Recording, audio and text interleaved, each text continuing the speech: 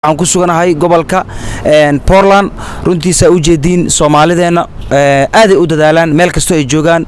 caawinaad ay sameeyaan wa tacaawuna cala birri wa taqwa wala tacaawuna cala ithmi wal udwan in sadaqada la bixiyo ama wax la caawiyo Soomaalida lambar 1 ay ka tahay ta u jeedin ajnabi iyo Soomaali waaye oo dadka caawinaysa Professor Ali Ibrahim iyo Professor Ali iyo mas'uuliyiin kale oo ka socdo waxay caawinayeen dadka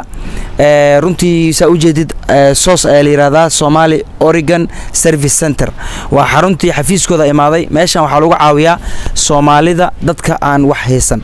meel kasto Soomaali ama ajnabi uu joogo waa la caawiyaa ajnabiga la caawiyaa Soomaalida la caawiyaa maanta waa soo boqday waxaan rabaa inaan qof kasta hal uu wareysto oo aan sidee dadku caawiyaan aan weydiiyo maadaama muslimka al-muslim aqul muslim uu yahay iyo dadka kale ata oo muslim ahaan ayagana la caawiyo marka waxaan u dhibayaa ustaadka kanaanka soo dhawaado ustaad soo dhaw السلام عليكم ورحمة الله وبركاته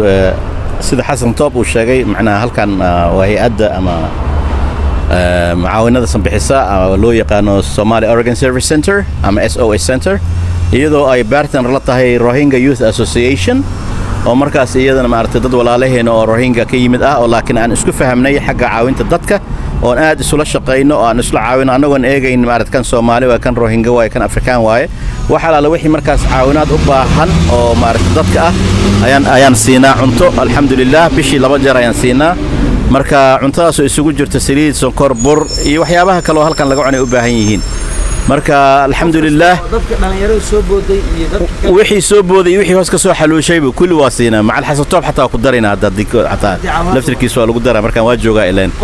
marka waxaan halal u wareysan in hadii la haraale ka noqdo hay'adaha dadka nala shaqeeyo kale sidoo kale ayaan asagan u dhiibaynaa inuu wax yar ka yiraahdo isagoo laakiin Ingiriis ka hadlayn gaar ah ahaada okay welcome few words in English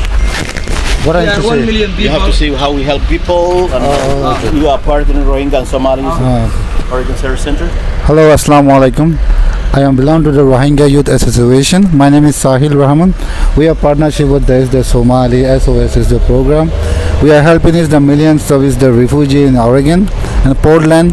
We are helping the who doesn't have the good enough food, they need a service, and we need the legal is the supporting, the cultural supporting. We supported a lot of the new refugee, new arrival, as we can. We try to help in our communities to grow up and then get together, and then we will be the support in the future as well. Thank you so much for our support in our organization. Ali وكمل السلوك على سودو بسم الله أنا ku hadlaya magaca SOS Center waxa farxad noo ah halkan in uu maanta nagu soo booqday Xasan Toob waxa uu ka soo qayb galay anaga oo maartay muxuu ahaa ku jira hawsha cunto qaybinta oo ay sameeyso hay'adda SOS Center iyo hay'adda kale oo partnerka nala ah oo Rohingya Youth Association oo partner nala ah marka waxa weeyaan halkaas oo aan ka bixino maartay caawinooyin kala duwan sida cuntada oo maartay loo qaybiyo dadka Soomaaliyeed iyo dadka maartay kale ajnabiga ahba si ay maartay muxuu ahaa ay noloshooda ugu kabaan waxaan hadda soo dhaweynayaa Sister Leila oo kamid ah boardka SOS Center